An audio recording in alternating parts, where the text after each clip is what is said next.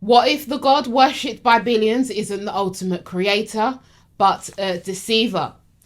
What if the world you live in, a world of suffering, duality, and control, wasn't created as a gift, but as a prison? These shocking revelations come from the Gospel of the Egyptians, an ancient text hidden for centuries and unearthed in the 20th century. This Gospel doesn't just challenge traditional beliefs, it flips them on their head.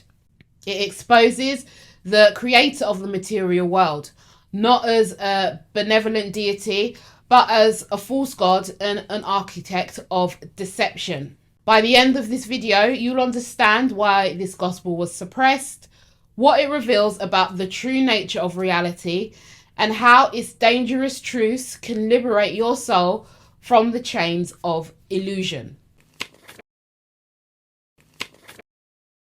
The Gospel of the Egyptians introduces a daring claim. The God of Genesis, the so-called creator, is not the supreme being. He is the Demiurge, a false god whose name translates to blind god. This lesser deity proclaims, "I am a jealous god and there is no other god apart from me." These words purposely echo the God of the Old Testament. But according to this gospel, the Demiurge isn't the source of love and life. He is a deceiver and a tyrant who created the material world not as a paradise, but as a trap. If you've ever wondered why a loving God allows pain, injustice, and division, the answer may lie here. The world wasn't created for your liberation. It was created to control you. The Gospel of the Egyptians was banned because it posed a direct threat to religious authority. It dared to declare the God of the Old Testament as a false creator and rejected the need for rituals, priests, or dogma. This text empowers individuals to seek truth within themselves, bypassing the power of religious institutions. For the early church, and today, this was a heresy. By suppressing this gospel, they ensured that the truth stayed hidden, keeping humanity reliant on the very systems the gospel exposes as tools of the Demiurge. The Demiurge doesn't rule alone. He commands a group of entities called Archons, or rulers, who enforce his control over the material world.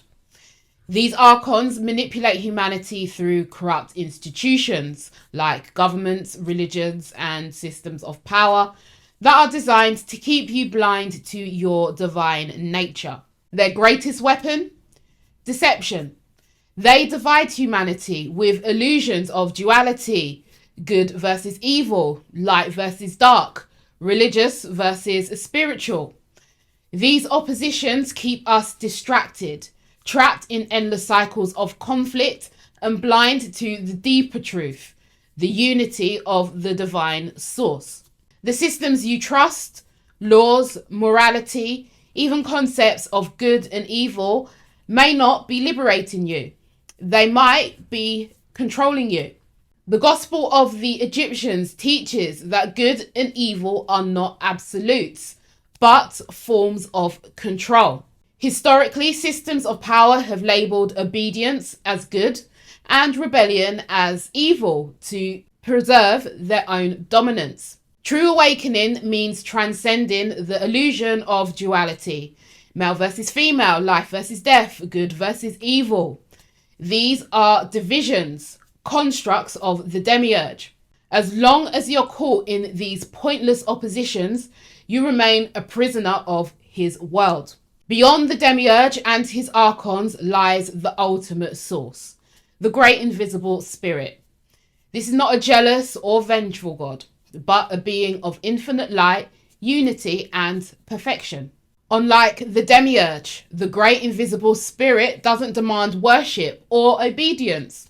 It doesn't seek to control or punish. Instead, it offers eternal truth and freedom to those who awaken to its presence. Despite the Demiurge's efforts to enslave humanity, the Gospel of the Egyptians reveals a profound secret. Within each of us is a fragment of the great invisible spirit, a divine spark. This spark is our connection to infinite truth and light. But as long as we remain obsessed with material concerns, we stay blind to our true nature.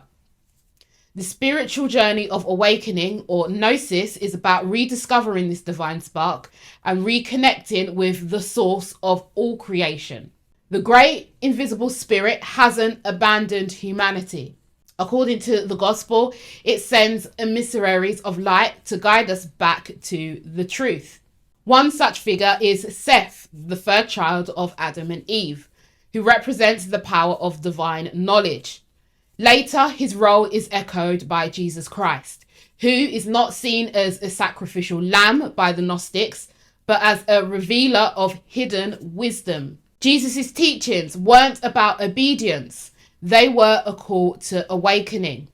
He declared, "The kingdom of God is within you," challenging us to seek truth within ourselves and transcend the illusions of the Demiurge's world. The gospel of the Egyptians challenges everything you think you know about God, creation, and reality itself. It forces us to ask uncomfortable questions such as, who benefits from defining exactly what is good and evil? And why does the Creator demand such fear and obedience? I understand that these ideas challenge deeply held beliefs, and these videos are not made to offend, but they are a tool that you can use to explore these ancient texts and question, reflect, and deepen your understanding of the world and yourself. Thanks for watching.